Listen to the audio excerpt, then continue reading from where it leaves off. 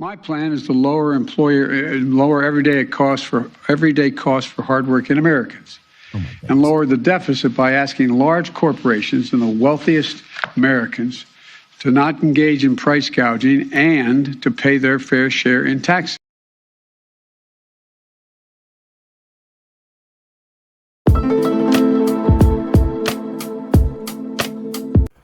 Y'all, let's talk about taxes. Now, big argument on the progressive left, which is left of the left, right? We're talking about the Bernies, the AOCs, the Warrens, the Kamala Harrises, the now Joe Bidens, who we thought was a moderate, correct? And we found out he's not so moderate. Progressives argue that the United States needs a progressive tax system. Bernie Sanders said it in campaign trail a few times. The problem with that is that the United States tax system is already a progressive tax system, the most progressive tax system. And it pays to cater to the ignorance, right? That's who the Bernies and the AOCs and the Warrens, they cater to the ignorance, the youth vote that, they think socialism is a new thing that hasn't been tried, and that, the rich, they take our wealth and they don't pay their fair share, and we don't have a progressive tax system. Just all the stupid lies that don't hold any water, right? So what is a progressive tax system? Glad you asked. You're welcome. A tax system that is progressive applies higher tax rates to lower levels of income, right?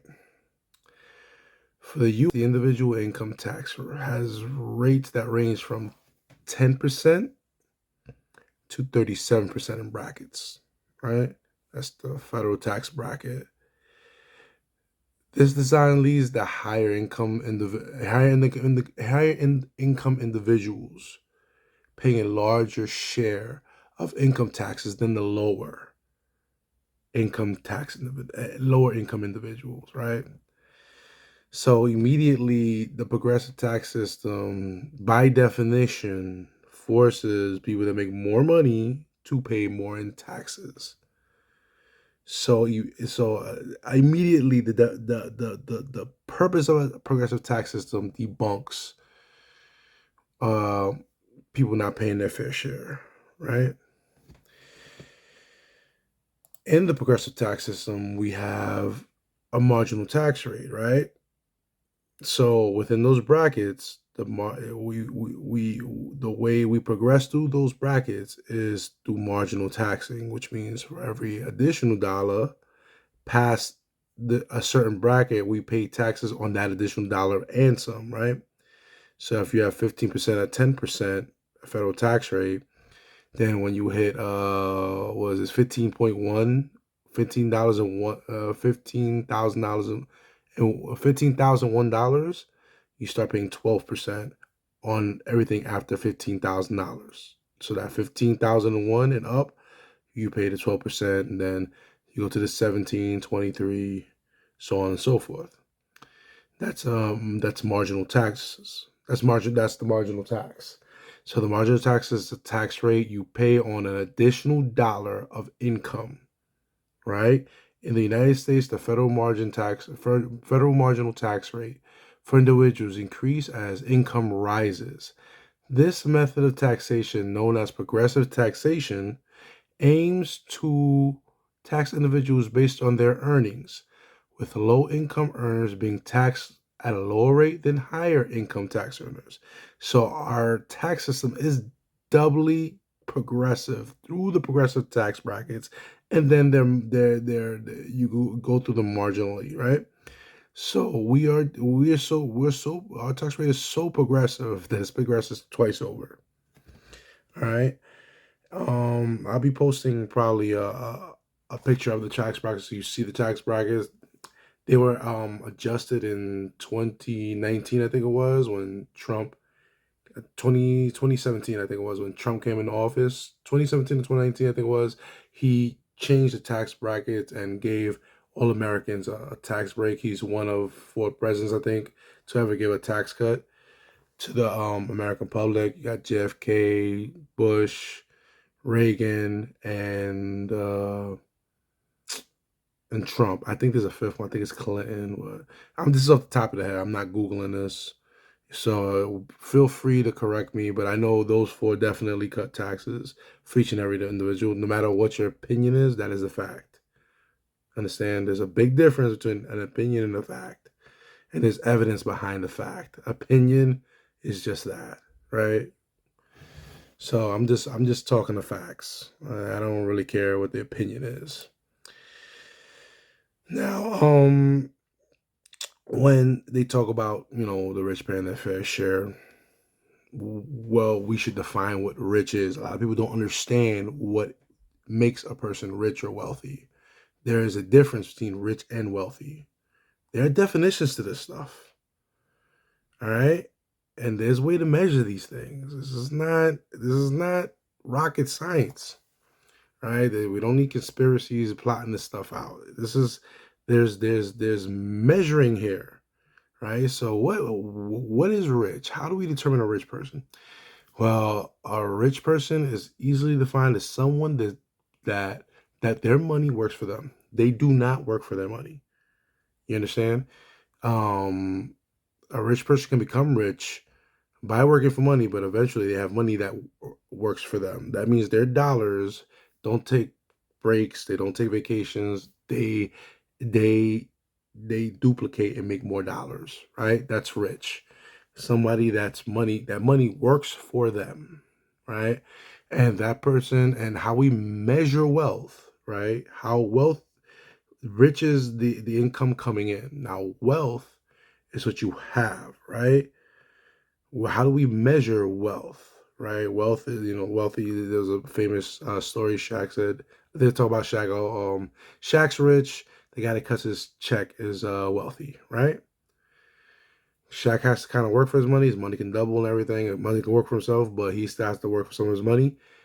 The guy paying him is wealthy. He has the bread. He ain't do nothing for it. Not really. He just puts the risk in at that point. And how to measure wealth is how long you could survive with that wealth, right, that you have without earning another dollar, right? So if you have $100, right, and you have a week, your wealth is measured on how you can survive that week with that $100. And that's not that wealthy, is it? Now you take $1 billion, right? Take $1 billion. You could probably survive a long time without making another dollar a day in your life with that $1 billion. And that's how we measure wealth. How long someone can go on without earning another dollar and just surviving off what they have. That's wealth, right? That's it. I know. Crazy. So within the wealth or the riches, which is the richest country in the world, which is America, we're the richest country in the world, we have quintiles. Quintiles are basically a pie, right? Think of a pie, and we break that pie into 5 slices, right? 20ths, 1/5 each. Okay.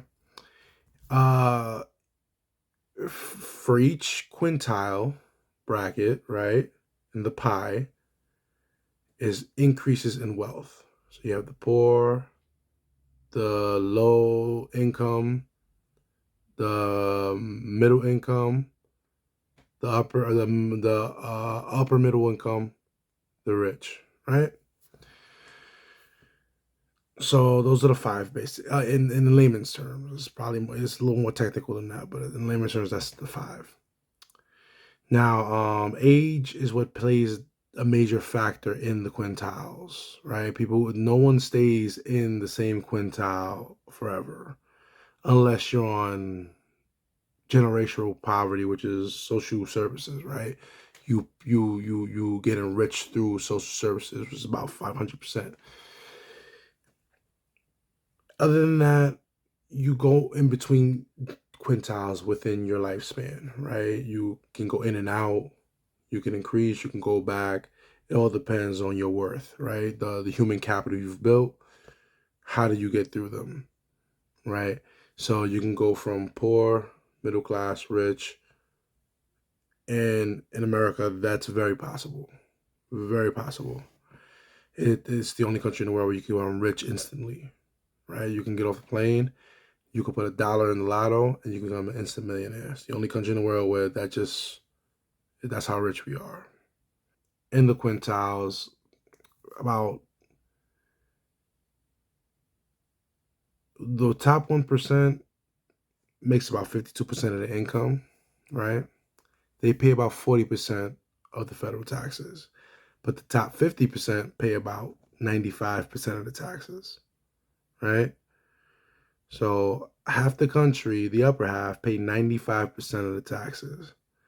That leaves a lot of people that don't pay their fair share. And it ain't the people that making money. They ain't making money. You understand what I'm saying? The top 50% of earners pay 95% of federal income. Who's really not paying their fair share?